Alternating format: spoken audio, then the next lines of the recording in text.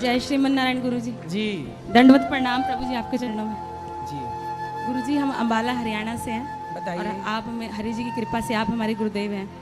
तो गुरु जी हम हरि नाम संकीर्तन गाते हैं, जैसे घर घर जाकर कीर्तन करते हैं। तो पहले मैं कोई सेवा नहीं लेते थे, हम जैसे कीर्तन करते थे तो, लेकिन घर वाले जैसे मेरे घर के मेंबर हैं सब कहते हैं कि सब लेते हैं तो आप कुछ ना कुछ सेवा लो। 3-4 घंटे आप घर से बाहर रहते हो, मेहनत भी लगती है, मजिशियन भी जाते हैं साथ में।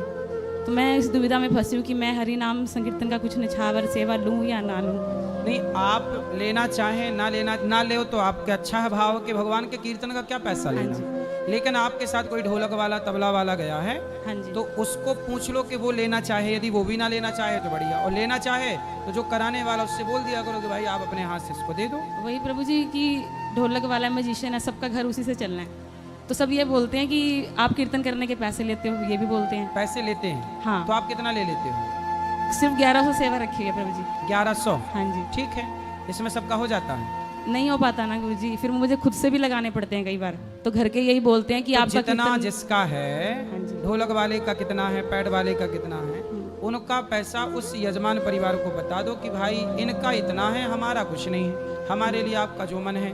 तो आप श्रद्धा से अपना कीर्तन करो और भगवान पे आश्रित रहो, आपको भगवान देते रहेंगे। हाँ जी प्रभु। तो मन नहीं मानता गुरु जी, मैं क्या करूँ, लेकिन मैं हरि नाम छोड़ भी नहीं सकती। तो घर पे बैठ के ना जपो हरि नाम। नहीं, जैसे घर घर जाए करते, अब लोग जानते हैं, कॉल आती है कि आपने आज बर्थडे है ठाकुर जी का, या घर में मेरे बेटे का बर्थडे है, आप कीर्तन करो। तो घर वाले फिर कोई तो भी भाई मेरा... जो फोन करके बुलाएगा वो फिर पैसा देगा? क्यों नहीं देगा? मैं उसको तो चली कराना जाती भी है और फ्री में भी कराना है। हूँ। तो गुरु जी मैं चली जाती हूँ कि मेरा मन नहीं मानता। तो फिर मैं... आप अकेले जाके करे आया करो। घर वाले बोलते हैं ना, घर के कहेंगे कि नहीं तुम बिना सेवा के जा रहे हो, 3-4 घंटे घर से बाहर भी रहोगे, तो ये सब क्यों, घर में बैठ के तो भजन फिर आप करो। क्या चाहती हैं?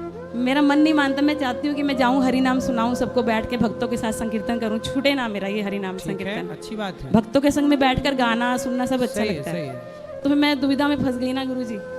बता तो दिए सारी दुविधा का समाधान, सब तरह से समझा दिए हाँ जी गुरु जी। कि आपका मन है पैसे लेके, तो पैसे लेना स्टार्ट कर दो तो कि उसमें भाई कोई... हमारी, आप अपनी सेवा रख दो कि भाई हमारी 3 घंटे की सेवा ये रहेगी। हाँ तो आप रख दो, जिसको कराना होगा कराएगा, नहीं कराना नहीं कराएगा। जैसे गुरु जी मैं गुरु दीक्षित हूँ, मुझे कोई अपराध तो नहीं लगेगा अगर मैं नहीं, कोई सेवा लूं? अपराध नहीं है।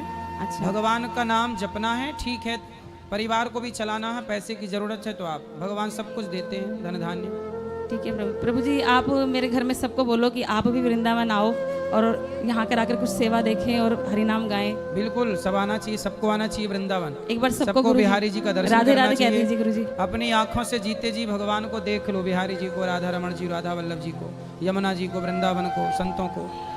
एक दिन तो आंखें बंद हो ही जाएंगी सबकी। और गुरु जी जब आप पर मीडिया ने भारी प्रकोप किया तो मैं रोज मंदिर जाती थी और अपने राधा बिहारी जी से कहती थी कि गुरु जी पर जितनी भी समस्याएं हैं सबको हल कर दो। गुरु जी देखकर बहुत रोना आता था आपको। कोई बात नहीं, मीडिया का तो काम है, पहले काम कर, जो पहले काम शकुनी करता था, जो काम पहले मंथरा करती थी, आज वही काम कुछ मीडिया के लोगों ने संभाल रखा है। तो इससे ज़्यादा क्या है, इसलिए मीडिया वालों का काम है, संतों को, कुछ मीडिया वालों का काम है संतों को आपस में लड़ाना और संतों को लड़ा के टीआरपी कमाना और संतों को बदनाम करना, क्योंकि उनकी खुद की अपनी कोई टीआरपी है नहीं, कोई खबर है नहीं उनके पास। नेता को कब तक देखे आदमी टीवी पे, तो उनको लगता है संतों को भी लाओ टीवियों पे।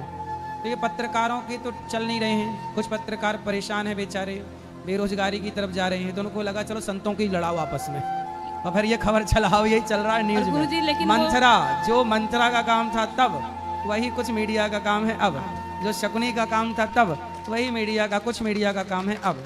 और गुरु जी वो ये नहीं सोचते कि कितनी आस्था, किसी का विश्वास जुड़ा है, मैया कितनी ठेस देखो, लग रही है। वो सनातन विरोधी हैं, कुछ पत्रकार, कुछ मीडिया, उस सनातन के, उनको ये सब लड़ाने, संतों को लड़ाने में, संतों को बदनाम करने में उनको पैसा आता है, उनको पैसा मिलते हैं, समझते नहीं। बहुत सारे कुछ न्यूज चैनल ऐसे हैं जो सनातन विरोधियों के हैं, जिनका एजेंडा ही है कि सनातन धर्म को कैसे बदनाम करें। ये तो हम हिंदुओं को समझना चाहिए ना, कि हम ऐसे कुछ न्यूज चैनल क्यों देखें जो एजेंडे के तहत संतों को बदनाम कर रहे हैं। तो इससे तो हमको बचना चाहिए, हमें समझ लेना चाहिए कि इन लोगों का एजेंडा ही सनातन को नीचे गिराने का है। आज तक किसी न्यूज चैनल ने, बताइए, किसी मौलवी, किसी पादरी के खिलाफ इतना कैंपेन चलाया? नहीं प्रभु जी। अभी राम जी के पुतले जला दिए भारत, और दशहरे के दिन राम जी का पुतला जला भारत में। मीडिया ने कितनी खबर चलाई, कितने डिबेट किए इस पर।